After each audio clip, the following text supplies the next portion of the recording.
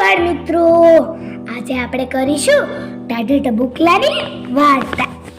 એક ડોશી હતી, તે કૂવામાં રહેતી હતી.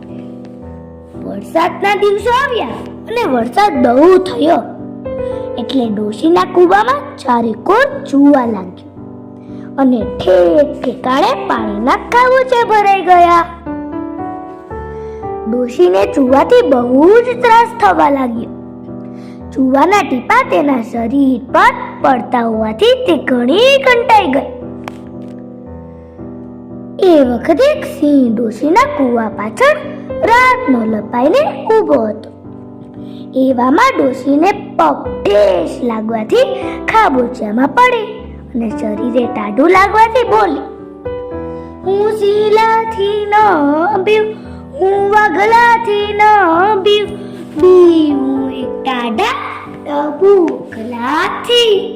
ડોશીના બોલતી સાંભળીને સિંહ વિચાર કરવા લાગ્યો. આ ડોશીને સિંહથી કે વાઘથી બીતી નથી અને ટાઢા ટબુકલાથી બીએ છે. ત્યારે ટાઢું ટબુકલું તે કેવું હશે? એટલામાં ડોશીના માથામાં ઉપરથી એક મોટું પાણીનું ટીપું પડ્યું.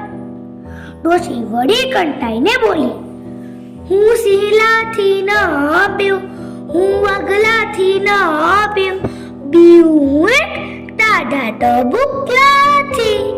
સિંહ ફરીવાર ડોશીને બોલતી સાંભળીને ગભરાયો. ટાઢા ટબુકલાથી બચવા માટે ઊભે પૂછડે જંગલ તરફ ભાગ્યો. રસ્તામાં એક વડ આવ્યો. વડ ઉપર એક વાંદરો ધ્રુજતો બેઠો હતો. નીચે ભૂલો પડેલો એક મુસાફર વડના થડ પાસે ઓળવાઈને પડ્યો હતો. સિંહને દોડતા જતા જોઈને વાંદરે પૂછ્યું, સિંહભાઈ, ઓ વનરાજ, વનરાજ થઈને ધ્રુજતા ધ્રુજતા ક્યાં દોડ્યા? સિંહ કહે, ભાઈ ટાઢા ટબુકલાથી બહુ બીઉં છું. એક ડોશી બોલતી હતી, હું શીલાથી ન બીઉં, હું વાઘલાથી ન બીઉં, બીઉં એક ટાઢા ટબુકલાથી. આથી હું ડોશીને બોલતી સાંભળીને જીવ લઈને ભાગ્યો છું. સિંહની વાત સાંભળીને વાંદરાને પણ બહુ બીક લાગી. ઝાડ પાસે સિંહને ઊભેલ જોઈને નીચે બેઠેલા માણસને બીક લાગી કે કદાચ સિંહ પોતાને ખાઈ જશે, એટલે તેને ઝાડ પર ચડવાનો વિચાર કર્યો. તેના હાથમાં વાંદરાનું ટાઢું પૂંછડું આવ્યું. મુસાફરે વાંદરાનું પૂંછડું પકડ્યું એટલે વાંદરો ચમક્યો અને ટાઢું ટબુકલું આવી પહોંચ્યું. એમ ધારી ચીજ પાડી. મુસાફરના હાથમાંથી પૂંછડું લપસી ગયું એટલે તે ધડ દઈને નીચે પડ્યું. એટલે સિંહને લાગ્યું કે ટાઢું ટબુકલું આવીને પહોંચ્યું છે અને વાંદરાને પકડ્યો છે. આથી સિંહ વધારે ગભરાયો ને અંધારામાં ત્યાંથી દોડતો નાઠો. તે જ રાતે એક વોરાની બકરીને ખોવાયેલી. તેથી તે જંગલમાં તેને શોધવા માટે નીકળેલો. અંધારામાં સિંહ તેની સાથે અફડાયો.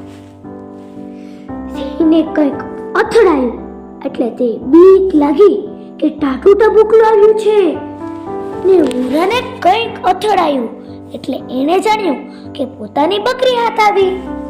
સિંહ તો ટાઢા ટબુકલાની બીકથી લપાઈને ટાઢો થઈને કોરે જઈને ઊભો રહ્યો. વોરાને લાગ્યું કે નજીક ઊભેલું પ્રાણી પોતાની બકરી છે એટલે તેણે એકદમ પાસે જઈને ગાળો દઈ તેના કાન પકડીને તેને 2-4 ખેંચી કાઢી. સિંહના મનમાં તો થયું કે ભોગ લાગ્યા. ટાઢા ટબુકલાના હાથમાં આવ્યા તે હવે છૂટશું જ નહીં. બીકમાં તેણે માર ખાઈ લીધો અને મિયાની મીની જેવો બની ગયો. વોરા સાથે ચાલ્યો.